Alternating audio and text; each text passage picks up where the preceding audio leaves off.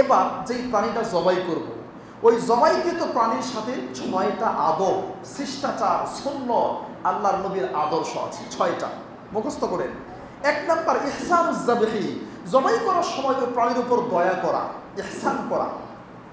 মুসলিম শরীফের 1955 নম্বর হাদিস, রাসূল সাল্লাল্লাহু আলাইহি সাল্লাম বলছেন, ইন্নাল্লাহা কাতাবাল ইহসান আলা কুল্লি শাইইন, আল্লাহ রাব্বুল আলামিন শুধু মানুষের উপর দয়া করতে বলেন নাই, গোটা পৃথিবীতে যত প্রাণী আছে সকল প্রাণীর উপর তোমরা ইহসান করো, দয়া করো। এমনকি চতুষ্পদ প্রাণীর উপর তোমরা দয়া করো। ফাইদা কতালতুম, যখন তোমরা কাউকে হত্যা করবে, কেউ কাউকে হত্যা করেছে, কিসাস আদায় করতে যাবে, ফাহসিনুল কিতলা, হত্যা করার সময় তোমরা ইহসান করো, খুব দ্রুত তাকে মেরে ফেলো, মারতে গিয়ে তাকে কষ্ট দিও না। ওয়াইজা যাবাহতুম, আর যখন তোমরা কুরবানির পশু জবাই করবে, ফাহসিনুজ যাবহা, তখন জবাই করার ক্ষেত্রে তোমরা ইহসান করো।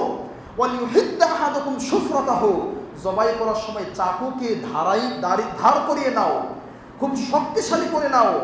ওয়ালিউরিহ যাবিহাতাহু, এবং এই জবাইটাকে তাকে আরামদায়ক করো, খুব দ্রুত, খুব সংক্ষিপ্ত সময়ে জবাইয়ের মাধ্যমে তাকে আরাম দেও। প্রিয় ভাইরা, তাহলে 1 নাম্বার আদব হচ্ছে খুব দ্রুত গতিতে জবাই করা। জবাই করার সময় খুব সতর্কতার সাথে খুব দ্রুত চাকু চালানো। 2 নাম্বার ইজ্জাউদ যাবিহা, ওই পশুকে চিৎ করে শোয়ানো, কুরবানির পশুকে চিৎ করে শোয়ানো। মুসলিম শরীফের 1967 নম্বর হাদিস, রাসূলুল্লাহ সাল্লাল্লাহু আলাইহি ওয়াসাল্লাম আয়েশাকে বলছে, আয়েশা হালুমিল মুদিয়া, চাকু নিয়ে আস, ওয়াশহাজিহা, এবং এটা দাঁড়াও।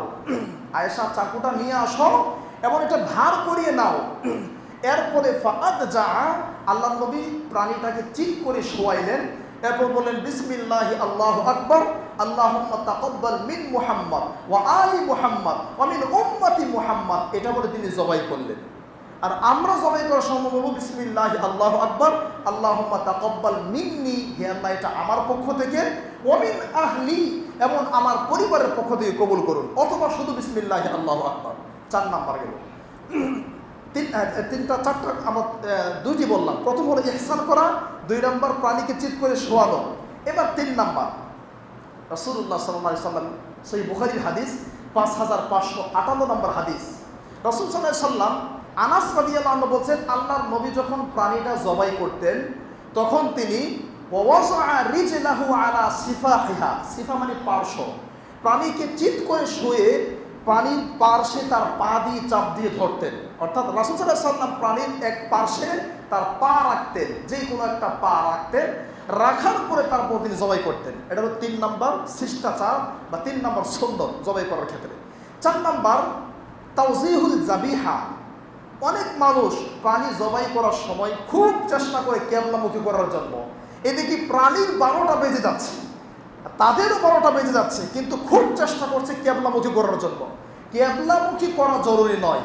রাসূল সাল্লাল্লাহু আলাইহি সাল্লাম বলছেন, আবু দাউদ 2778 নম্বর হাদিস, আল্লাহর নবী সাল্লাল্লাহু আলাইহি সাল্লাম তিনি বলেছেন যে ওই প্রাণীর মুখ কেবলামুখী হওয়া জরুরি নয়, বরং মাজবাহ মানে কসাইখানা, এখানে তো কসাইখানা নয়, যেখানে আপনি প্রাণীটা জবাই করবেন ওই জায়গাটা যেন স্বাভাবিকভাবে কেবলামুখী থাকে, মানে খুব সহজেই যেন ওখানে কেবলামুখী করা যায়, যাবিহা বলা হয়েছে।